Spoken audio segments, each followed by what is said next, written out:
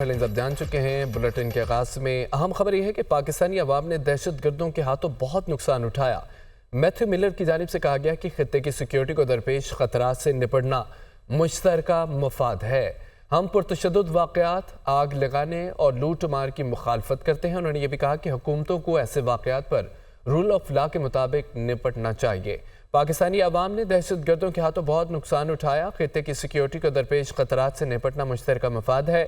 ہم پرتشدد واقعات، آگ لگنے اور لوٹ مار کی مخالفت کرتے ہیں۔ میتھیو ملر نے کہا کہ حکومتوں کو ایسے واقعات پر رول آف لا کے مطابق نپٹنا چاہیے۔ پاکستانی عوام نے دہشت گردوں کے ہاتھوں بہت نقصان اٹھایا ہے۔ ہم پرتشدد واقعات، آگ لگانے اور لوٹ مار کی مخالفت کرتے ہیں۔ خطے کی سیکیورٹی کو درپیش خطرات سے نپٹنا مشترکہ مفاد ہے۔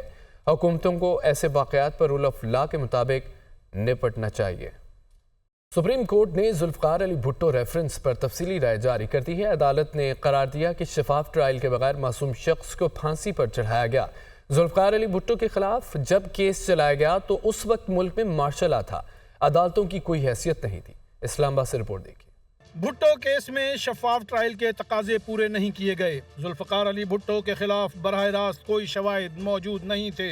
ایف آئی اے کو فائل دوبارہ کھولنے کا اختیار نہیں تھا۔ سپریم کورٹ کے 9 رکنی لارجر بینچ کی تفصیلی رائے جاری۔ 48 صفحات پر مشتمل رائے چیف جسٹس قاضی فائز عیسیٰ نے تحریر کی، جس میں کہا گیا کہ پاکستان کی عدالتی تاریخ میں پہلی مرتبہ ایک قتل کا ٹرائل لاہور ہائی کورٹ میں براہ راست چلایا گیا۔ اس سے پہلے اور نہ ہی اس کے بعد ایسی کوئی مثال ملتی ہے۔ پورے ایشیا میں ایسی مثال نہیں ملتی جہاں براہ راست قتل کا ٹرائل ہائی کورٹ نے چلایا ہو۔ ہائی کورٹ میں براہ راست ٹرائل چلا کر ذوالفقار علی بھٹو کو ایک اپیل کے حق سے محروم کیا گیا۔ ملک اور عدالتیں اس وقت مارشل لا کی قیدی تھیں۔ عامر کی وفاداری کا حلف اٹھانے والے جج کی عدالتیں عوام کی عدالتیں نہیں رہتیں۔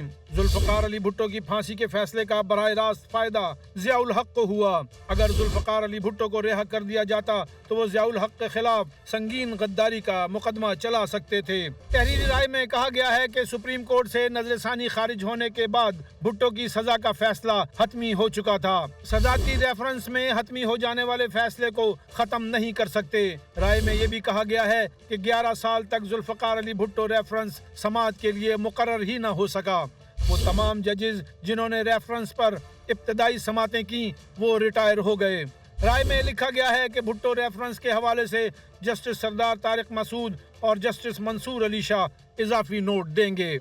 جسٹس طارق محمود جہانگیری کے خلاف سوشل میڈیا مہم۔ اسلام آباد ہائی کورٹ نے توہین عدالت کیس میں پیمرا اور پی ٹی آئی کے علاوہ 3 صحافیوں کو نوٹس جاری کر دیا۔ چیف جسٹس نے ریمارکس میں کہا کہ جج مخالف مہم کا ذمہ دار گرمیوں کی چھٹیاں اڈیالہ جیل میں گزارے گا۔ رپورٹ دیکھیے۔ اسلام آباد ہائی کورٹ کے جسٹس طارق محمود جہانگیری کے خلاف سوشل میڈیا مہم۔ چیف جسٹس عامر فاروق کی سربراہی میں فل کورٹ کے روبرو سماعت۔ پیمرا، پی ٹی اے صحافی غریدہ فاروقی، عمار سولنگی اور حسن ایوب کو نوٹس جاری۔ Justice Tariq Mahmood Jahangiri full court میں شامل نہیں تھے۔ دوران سماعت چیف جسٹس نے اٹارنی جنرل سے مکالمہ کرتے ہوئے کہا کہ ایسے نہیں چلے گا، ہم اس مہم کو برداشت نہیں کریں گے۔ ہم نے پہلے بھی ایکشن لیا لیکن کسی نے کوئی سبق نہیں سیکھا۔ انہوں نے مزید کہا کہ پیمرا، پی ٹی اے اور ایف آئی اے کی کیا ذمہ داری ہے؟ کیا ان کو نظر نہیں آ رہا؟ میاں گل حسن اورنگزیب نے ریمارکس دیے کہ ججز کے خلاف مہم چلی مگر حکومت نے کوئی ایکشن نہیں لیا۔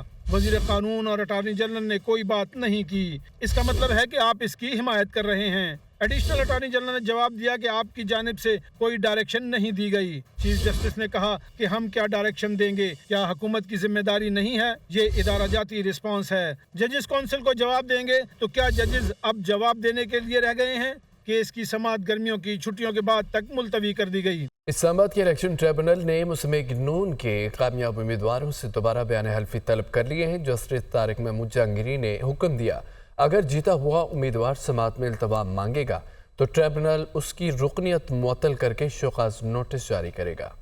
اسلام آباد کے 3 حلقوں میں دھاندلی ہوئی یا نہیں، کچا چٹھا کھولنے کے لیے الیکشن ٹریبیونل نے رفتار پکڑ لی۔ جسٹس طارق محمود جہانگیری نے کیس روزانہ کی بنیاد پر سننے کا حکم دے ڈالا۔ جسٹس طارق محمود جہانگیری نے طارق فضل چودھری کے وکیل کی سرزنش کر دی۔ ریمارکس دیے کہ الیکشن ایکٹ کے رول 144 کے مطابق ٹرائل روزانہ کی بنیاد پر اور 180 دن میں فیصلہ ہونا چاہیے۔ فریقین 7 دن کے اندر جواب داخل کرنے کے پابند ہیں۔ ٹریبیونل کے پاس شو کاز نوٹس جاری کر کے ممبرشپ معطل کرنے کا بھی اختیار ہے۔ اسلام آباد کے الیکشن ٹریبیونل نے مسلم لیگ نون کے کامیاب امیدواروں سے دوبارہ بیان حلفی طلب کر لی۔ الیکشن کمیشن کی جانب سے درخواست کی گئی کہ تمام ٹریبیونلز میں پہلے پیٹیشنر قابل سماعت ہونے پر فیصلہ کیا جائے۔ جسٹس طارق محمود جہانگیری نے استفسار کیا کہ آر اوز کی کیا پوزیشن ہے، ان کے جوابات آئے یا نہیں۔ ٹریبیونل نے الیکشن کمیشن اور آر اوز سے 11 جولائی کو جواب طلب کر لی۔ NA48 کے الیکشن نتائج کے خلاف اپیل پر سماعت کے دوران الیکشن ٹریبیونل نے راجہ خرم نواز کو فارم 45 اور 47 سمیت مکمل جواب جمع کروانے کا حکم دے دیا۔ جواب پر وقت جمع نہ ہونے پر ان پر 20,000 جرمانہ بھی عائد کیا گیا۔ بعد ازاں الیکشن ٹریبیونل نے NA47 کی پٹیشن کی سماعت 10 جولائی،